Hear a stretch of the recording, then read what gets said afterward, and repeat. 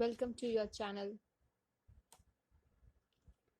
Please like, share and subscribe your own channel, School Studies.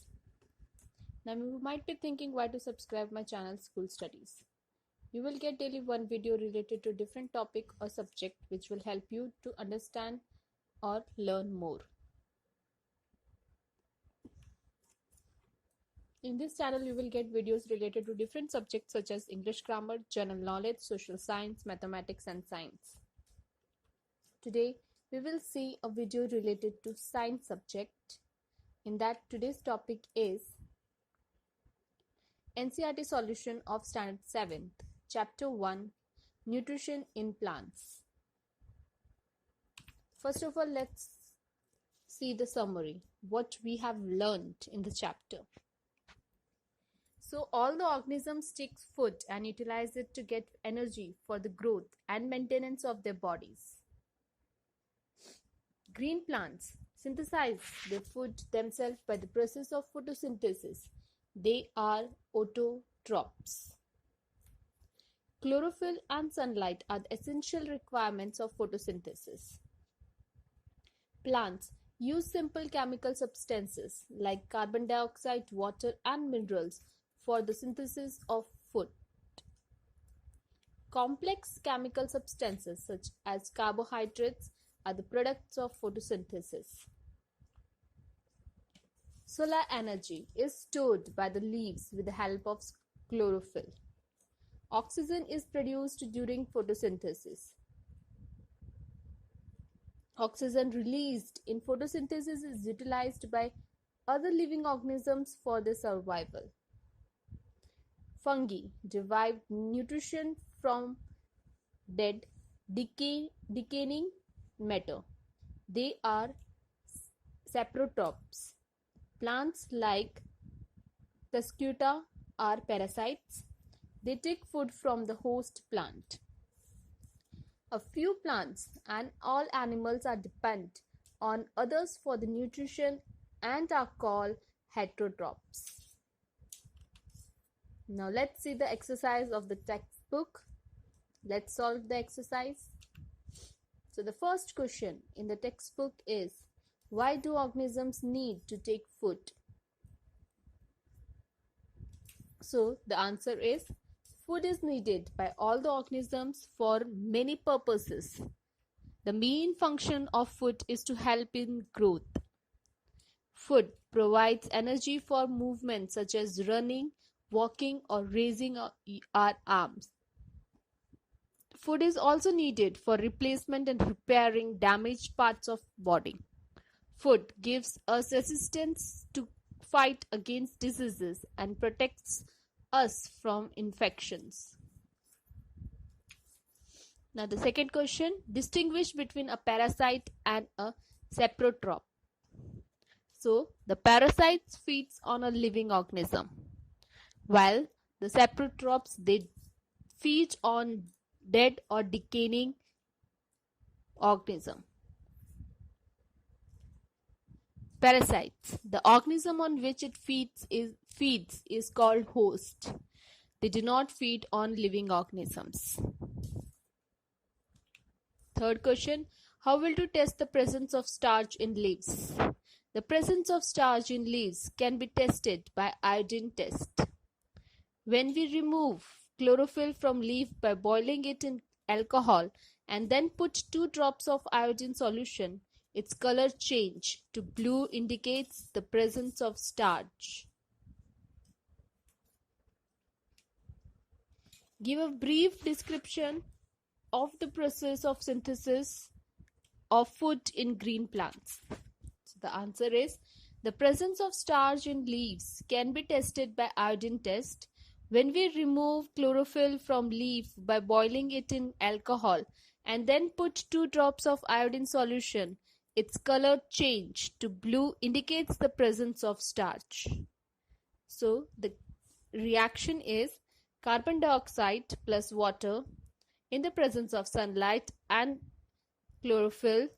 We get carbohydrate, that is glucose, plus oxygen. Fifth question. Show with the help of a sketch that the plants are the ultimate source of food. So, solar energy gives green plants, gives herbivorous, carnivorous, and the green plants, herbivorous and carnivorous, are the decomposers. Now let's see the fill in the blanks. So green plants are called dash since they synthesize their own food. So green plants are called autotrophs since they synthesize their own food. Second, the food synthesized by the plant is stored as dash. So the food synthesized by the plant is stored as a starch. In photosynthesis, solar energy is captured by the pigment called dash. So the answer is, in the photosynthesis, solar energy is captured by the pigment called chlorophyll. Fourth one, during photosynthesis, plants take in dash and release dash. So during photosynthesis, plants take in carbon dioxide and release oxygen. Now let's see, name the following.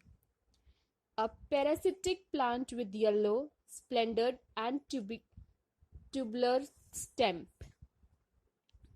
So a parasitic plant with yellow, splendid and tubular stem are called cuscuta. Second, a plant that has both autotrophic and heterotrophic mode of nutrition. So the answer is insectivorous plant. Third, a pores that through which leaves exchange gases. So the pore is known as stomata.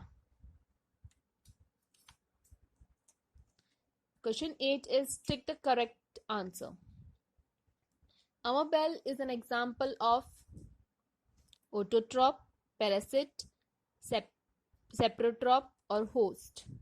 So the answer is parasite. The plant which traps and feeds on insect is, so options are cuscuta, China rose, pitcher plant and rose. So the answer is pitcher plant. Ninth question, match the items given in the column 1 with those in column 2. So these are the column 1, chlorophyll, nitrogen, amabel, animals, insect. Column 2 is bacteria, heterotrophs, pitcher plant, leaf, parasite. So let's see the answer. So chlorophyll for the leaf, nitrogen, bacteria, amabel is a parasite, animals, heterotrophs, insect, pitcher plant. 10th question. Mark T if the statement is true and F if it is false. So let's see the true and false.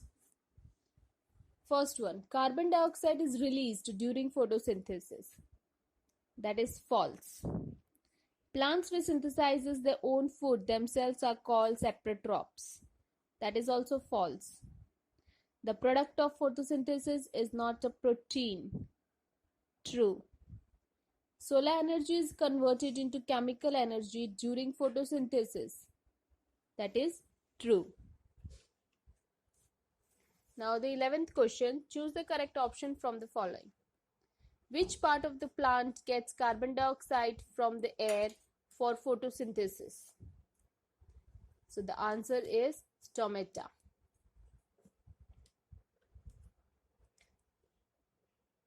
Plants take carbon dioxide from the atmosphere mainly through their leaves. So this was exercise of chapter 1 of standard 7th NCERT solution of science. I hope you liked my video. Thanks for watching my video. Thank you. Please leave comment, question or doubts in comment section if you have any, or you can join us on Facebook page, follow us on Instagram, connect us on LinkedIn or tweet us on Twitter. Thanks for watching my video. Thank you.